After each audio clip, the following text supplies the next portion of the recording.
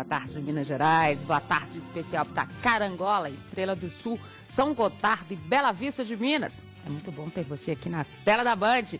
Copa Sul-Americana pro Galo. Ih, vem aí o Botafogo, o Engenhão. Tudo novamente. Cruzeiro só vai apresentar Keirson amanhã. O América é só confiança na busca da reação. Agora é a 19ª, a última rodada do turno do Brasileirão. Vamos receber os nossos comentaristas de hoje. Boa tarde, Guto Rabelo. Boa tarde, seja bem-vindo. Boa tarde, Felipe Ribeiro. Boa tarde, Fábio Pinel. Então vamos lá. O Flávio Júnior foi às ruas ouvir o que o torcedor está pensando das suas equipes nesse Brasileirão. O torcedor do Atlético está bravo. Vamos conferir? Bastaram 17 jogos no Brasileirão e a esperança do atleticano se transformou em descrédito. Pode ser o time reserva do Botafogo que vai perder. O time não tem uma referência no meio de campo. Atlético era o pessoal jogar com vontade. Mas agora o pessoal não está querendo jogar, não adianta. O pessoal está querendo dinheiro. O negócio nem é como de técnico, nem diretoria, não. O jogador mesmo tem que estar animado para estar jogando bola. Em campo, o Galo não se encontra. Jogadores de renome, técnicos de ponta. Ninguém dá jeito no time. As explicações já não confortam mais os torcedores. Nós estamos muito disparelho, né? Em termos de força, em termos de velocidade, em termos de sequência de jogo, em termos de entrosamento, porque é uma equipe que está sendo mexida. E isso faz a diferença. Em 2011, os fracassos sucedem um ao outro. Campeonato Mineiro, Copa do Brasil e agora também o Brasileirão. 11 derrotas no campeonato e o penúltimo lugar na classificação. Até dezembro tem isso aí para reverter a situação aí, pelo menos até lutar pela Sul-Americana do ano que vem, né? Que Libertadores, nem isso pode estar sonhando, não. E com uma campanha tão ruim em 2011, um fantasma volta a assombrar a cidade do Galo. Aquele lá de 2005, o ano do rebaixamento à 2ª divisão. Ano passado, eu falei, não vai cair, quase caiu. Agora esse ano já não tô nem com esperança mais não, já tô prevendo o pior para dezembro. Eu acredito que ele pode lutar ainda. Pelo menos até a Libertadores, né? Que tem muito tempo que a gente não vê. Mas tá difícil, mas a gente acredita. 2011 já pinta para o atleticano como mais um ano para ser esquecido. Torcedor é muito bom, né? Beijão para todo mundo que participou da matéria com o Flávio Júnior. Libertadores, né? Eu acho que é fugir do rebaixamento e olhe lá o que é possível para o Atlético nesse momento, né, Guto Rabelo? Com certeza, não dá para pensar em algo mais, não. O campeonato tem ali uma divisão com poucos pontos de diferença do rebaixamento para a Sul-Americana. Às vezes até vê um lucro da Sul-Americana, mas acho muito difícil. 11 derrotas é o time que mais perdeu no campeonato. Numa matemática grosseira, o Atlético precisaria de 10 vitórias no jogo que tem com o Cruzeiro e no segundo turno. É muita coisa para um time que já perdeu 11 vezes. Se permanecer na primeira divisão, já é lucro. Olha só, galera, o que a gente fala, Felipe Ribeiro, de um time que está 7 jogos sem vencer? O novo treinador não venceu nenhuma partida. As manchetes no Rio, a gente acompanhava agora há pouco o Roberto Abras, né, Itatiaia, beijão para o Mito, beijão para o Roberto. Galo cego, galo freguês, o que é isso? O que fizeram com o Atlético? O Atlético perdeu o respeito, né, Dimara? Ele não se dá mais o respeito. E quem não se dá o respeito não é respeitado dentro de campo, fora de campo. O que a gente vê é isso, o Atlético virou uma chacota nacional hoje em dia, pelo desempenho que apresenta em campo, pelas contratações que não dão certo. Tudo bem, tem a questão do trabalho de administrativo, com certeza. É inegável que o Calil fez um trabalho bom administrativo, reduziu dívida, aumentou o valor de cota de televisão, de patrocínio, deixa o salário em dia, CT melhor do Brasil. Isso tudo faz parte do projeto vitorioso. Mas dentro de campo mesmo, que é onde se resolve, tem se mostrado falho. São 20, 23 contratações por ano e o Atlético não consegue, se tem uma estrutura maravilhosa de trabalho, de CT, não tem uma estrutura de time. Não consegue, não tem uma manutenção. O Atlético teve a chance em 2009 de fazer isso, mas aí o Calil falou que foi um ano perdido, completamente perdido, que era para jogar no lixo. E não era, tinha coisas que poderiam ser aproveitadas e que não foram. Então daí é que a gente vê o reflexo de ano após ano. Já é o 2º ano seguido, chega em agosto, o Atlético não tem um time definido. E essa é a grande preocupação e que deixa o torcedor de cabelo em pé com relação ao rebaixamento. E olha só, não são só as manchetes da imprensa, não. A galera do Botafogo está muito tranquila para enfrentar o Atlético. É um clássico nacional, não tinha que haver essa tranquilidade, esse tipo de coisa. Quem levou o Atlético a essa situação foi o próprio Atlético, não é isso, Fábio Pinel? Justamente, o Atlético, como lembrou o Felipe, é um time que entra em campo e não se dá o respeito. Os adversários já chegam para enfrentar o Atlético, ou jogando em casa, com tranquilidade, sabem que não há muito perigo quando entram em campo para enfrentar o Atlético.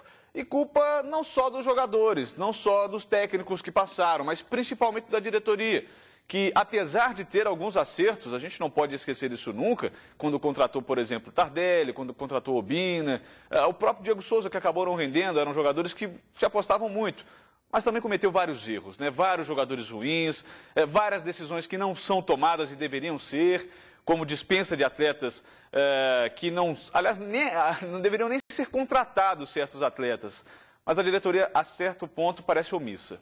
Olha só, então o que a gente pode dizer para a galera que está acompanhando a gente do Atlético, que está aí chateada, que está falando vamos esperar até dezembro, cai mesmo, tá, galera? Tem que resolver o problema agora, né? É óbvio que a gente entende que vocês estão dizendo assim, olha, né, tomara que dezembro chegue logo para passar tudo isso, que o Atlético possa mudar esse contexto. O que dá para dizer para essa galera? Para a galera que está aí no Twitter, twitter.com/Edmar Oliveira, passando as mensagens.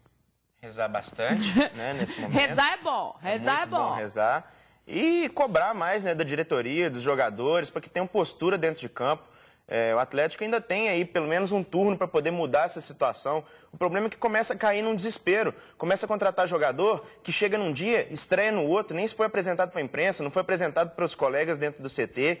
Eu achei absurdo, sinceramente. Eles se conheceram, acho que foi no gramado, não foi? Não, olha, Triguinho, esse aqui é o Atlético, olha, o Pierre, esse aqui é seu companheiro. Eu achei assim? o cúmulo do absurdo essa escalação, o Triguinho ter entrado em campo, o Pierre também mal chegou e já foi para o jogo.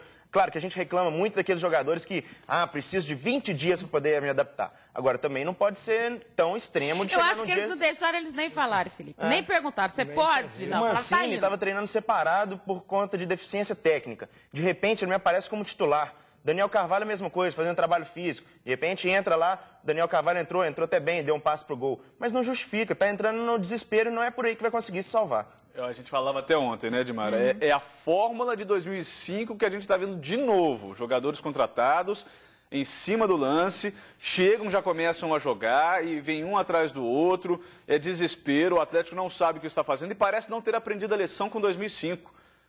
Tantos erros foram cometidos no ano da queda do Atlético e a gente está vendo tudo de novo.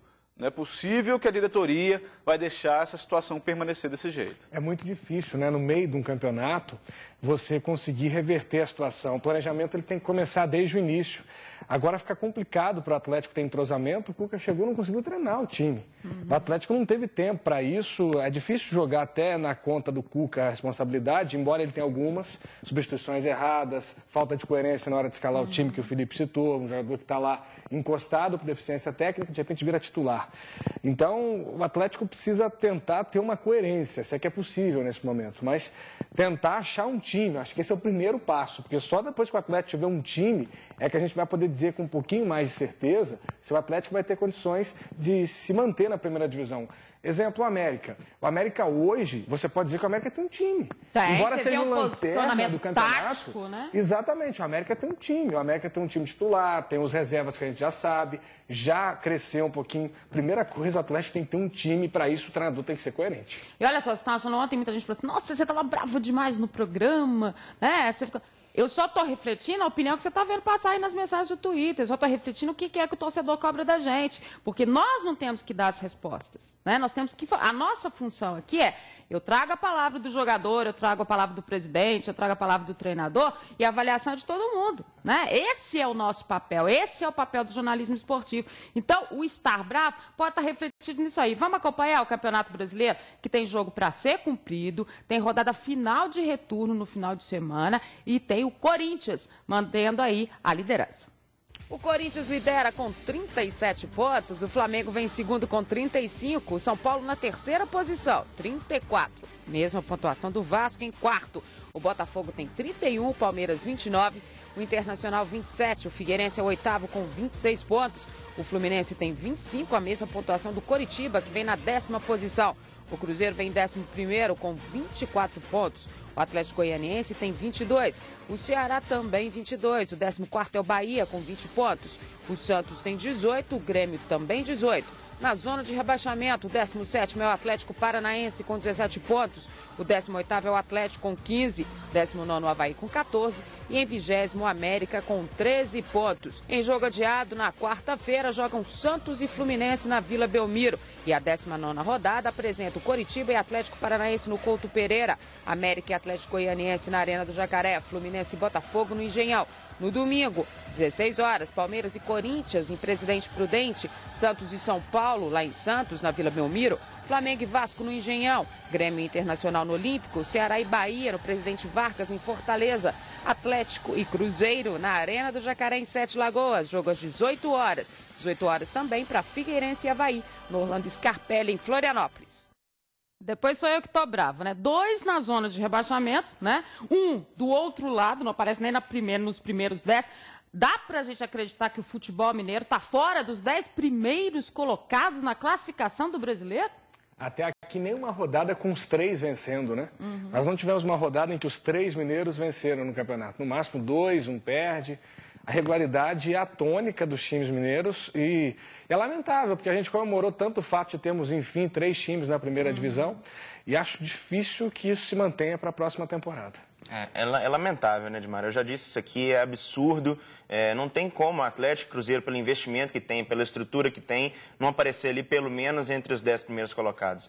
Era obrigação de estar ali, para não dizer que teria que estar mais em cima ainda. O América, por incrível que pareça, é que vem fazendo aí bonito em termos de ser um time que honra ali a camisa. Nos últimos jogos. Está se recuperando. Está se recuperando. Agora, você pega o elenco do Atlético, o elenco do Cruzeiro, não é um elenco ruim para estar nessa situação. De jeito nenhum. Do Atlético, então, tem lá o Renan Ribeiro, bom goleiro. O Hever pode estar numa má fase, mas é bom zagueiro. Leonardo Silva, Richarlison, Dudu, Daniel Carvalho, Guilherme, André. É questão de não ter uma base realmente de time. Se você não tiver uma base de time, você pode trazer o jogador que for, pode trazer o Messi, que vai chegar lá e vai demorar 15 jogos para fazer o primeiro gol. E pode trazer qualquer treinador também, que não dá jeito nisso, né? Eles têm que ter vontade. Um amigo meu atleticano até brincou comigo que o Atlético pode trazer o Messi, o Xavi e o Iniesta, que daqui a 2 semanas o pessoal, o Xavi não acerta um passe, é muito ruim. Daí o Cuca vai pra entrevista e fala assim, olha, eu tô afastando eles tecnicamente, eles vão ficar um pouquinho para recuperar a parte física. Sabe o Leonardo Bertozzi, comentarista da ESPN Brasil, ele disse, e eu sou obrigado a concordar, né, que o Atlético é hoje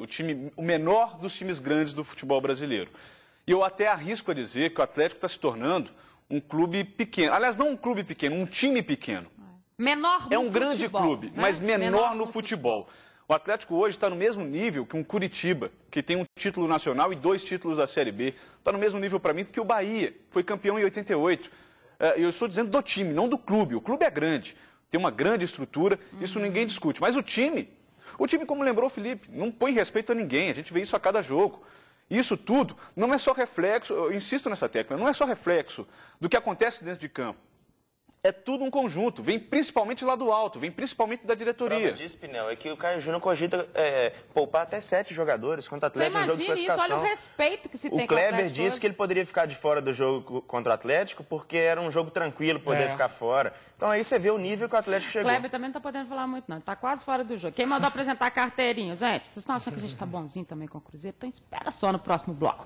Nós vamos continuar o bate-papo com os nossos comentaristas. Vamos começar com a torcida cruzeirense. Será que ela está mais calma? Então não sai daí, olho no Minas Esporte e olho na Band.